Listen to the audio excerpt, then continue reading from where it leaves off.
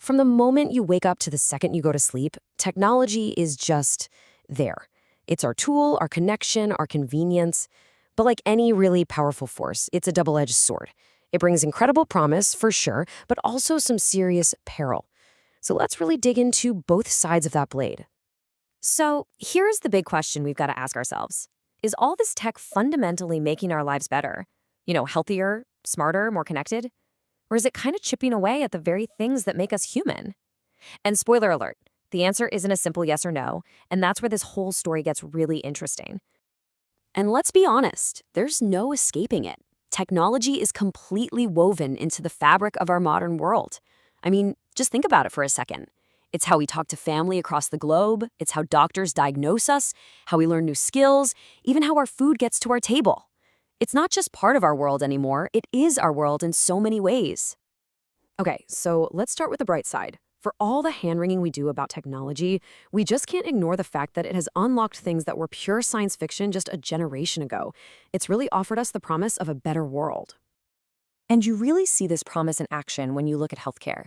Imagine getting advice from a top specialist without even leaving your home. That's telemedicine.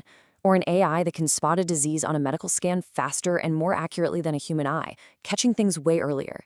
And get this, robotic arms are now performing surgeries with a level of precision that was just unimaginable before. And it's not just our health, right? This revolution is totally changing education too. Technology has basically torn down the walls of the classroom. Literally anyone with an internet connection can now learn to code, take a class from a top university, and access a world of information from anywhere. It's truly making knowledge available to everyone. And of course, it's completely transformed the way we work. Automation is taking over the boring, repetitive tasks, which frees us up to do the more creative, interesting stuff. We can work with someone on the other side of the planet like they're right in the room with us. And yeah, some jobs are changing, but it's also creating whole new careers in fields like robotics and data science. But here's where things get complicated. For every single promise, there's a potential downside. That same tool that connects us globally, it can also make us feel more alone than ever. The platform that makes it easy to collaborate can be a breeding ground for online harassment. And a tool for social change can just as easily spread misinformation like wildfire. So, let's flip the coin and look at the other side.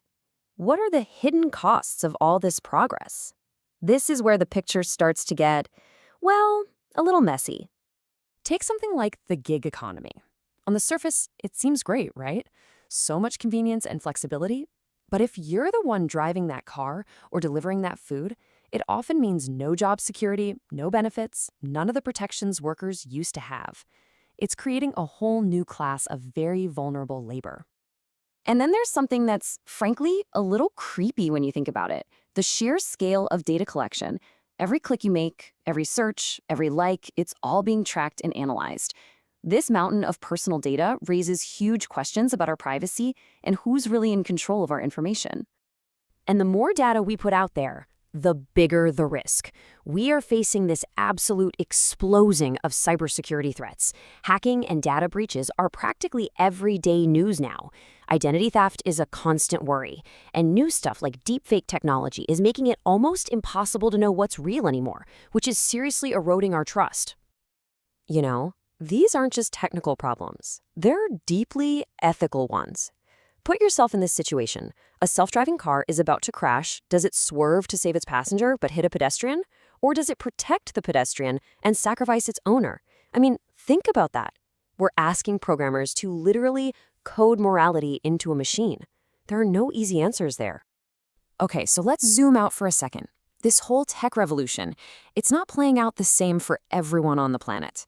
While it's connecting us in so many ways, it's also creating new, deep divisions across the globe.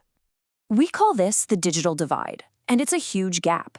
So on one side, you've got developed nations with widespread internet, amazing infrastructure, and a population that knows how to use it all. But on the other, you've got places with spotty connections, outdated systems, and low digital literacy. This divide could actually make global inequality even worse.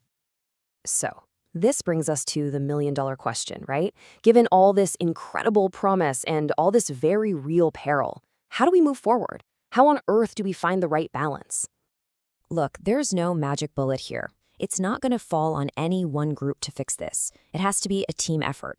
Policymakers, they need to step up and create smart rules that protect people without killing innovation. Tech leaders have to start building ethics into their products from day one. And us, we as individuals have a huge responsibility to be smart and critical about how we use all this stuff. At the end of the day, here's what it all comes down to. We have to steer all this innovation in a direction that actually serves our human values. The goal isn't to stop progress, no way. It's to make sure technology is working for us and not the other way around. And so we're going to end where we began with a question I want you to really think about. After looking at both sides of the coin, where do you land on this? Do the incredible benefits of our technological world ultimately outweigh the very real risks? The answer to that question is going to define our future. Thanks for thinking it through with me.